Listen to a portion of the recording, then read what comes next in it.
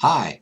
Well, I hope you've had a great Christmas, and maybe you're still in the midst of it, as many people are. And at our family here, we are relaxing a little bit now following Christmas Day, and looking forward to going to a movie with my son later today. And probably you're involved in family activities as well.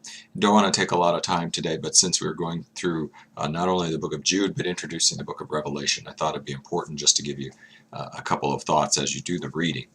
First of all, Jude itself it comes with the same kind of themes as Second Peter, and I'll talk about that in just a minute. A lot of similarities there. Is written by Jude, who announces himself to be the brother of James, which would make him the half-brother of Jesus. And so as we get that kind of a picture, Jude may be writing, because it's so similar to Second Peter, to some of the same group that Peter was writing to. And the theme is one that not only occurs in Second Peter and in Jude, but really throughout the New Testament and even into the Old Testament, and that's this issue of being a nominal believer in truster of God. The author, one commentator I looked at, called it nominal Christianity. I think today in our society, those of us who work in the church and many writers of Christian books who kind of examine Christianity today, especially in America, call it cultural Christianity, where we seem to have one foot in our faith and one foot in the world and try to maintain that. We come to church at Christmas and at Easter and at other important times. We are there for baptisms and marriages and funerals and weddings, but after that we go out and we live our own lives, and we kind of have this lukewarm kind of thinking when it comes to our faith. And so Jude hits this very hard, and in that way, it not only is a great message at that time for those people, but it was also an important message that we want to hear today. And then to move on to Book of Revelations, of course, a very popular book of late, movies made about the end times. We're fascinated by that.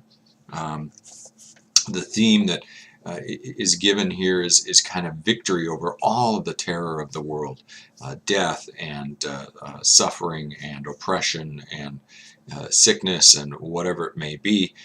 The best guess in terms of when Revelation was written by John was during the rule of Emperor Nero, and those great persecutions that were taking place against Christians. It's a very unique book in that the Greek that is used here is a different Greek than is written in any other New Testament books.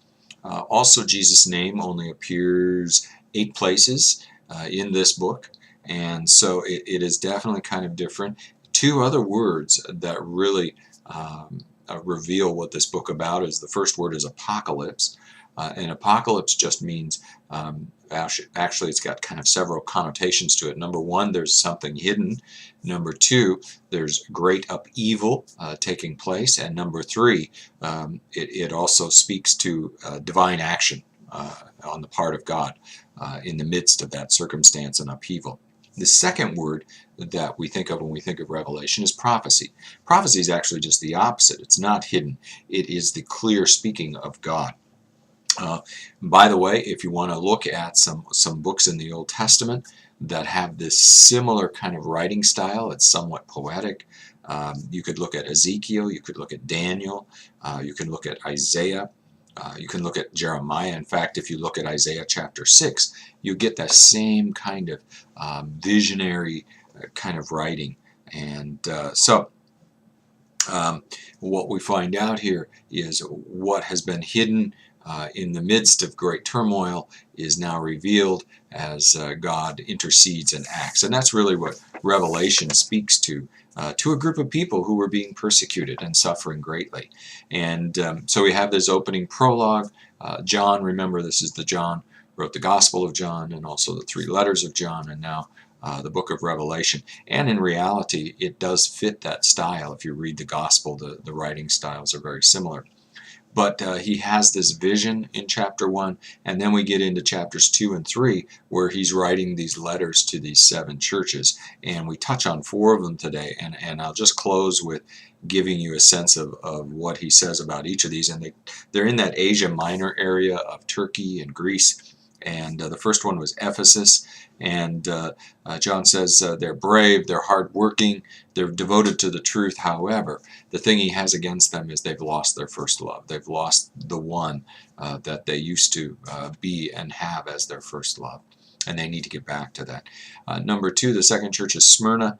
That is a church that's suffering in a difficult place, but he calls them to remain faithful, and in the midst of that we get that marvelous reference in Revelation 2 verse 10, which says, "Be thou faithful until death, and I will give you the crown of life." To Smyrna, the author says, be faithful. I won't give you the crown of Smyrna and surrounding territories. I'm going to give you the crown of life, something far superior.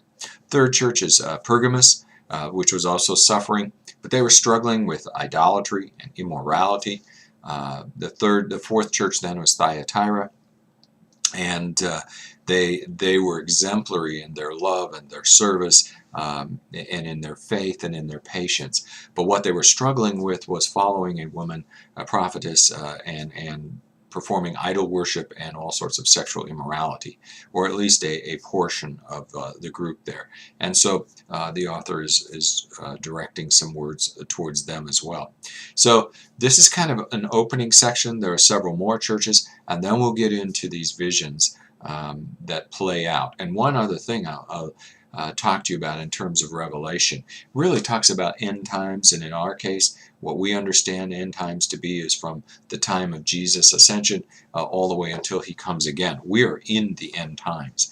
Apocalyptic literature tends to be cyclical, so you'll see in essence you could break this down into 7 different cycles or pictures of the same time period rather than reading it chronologically from beginning to end.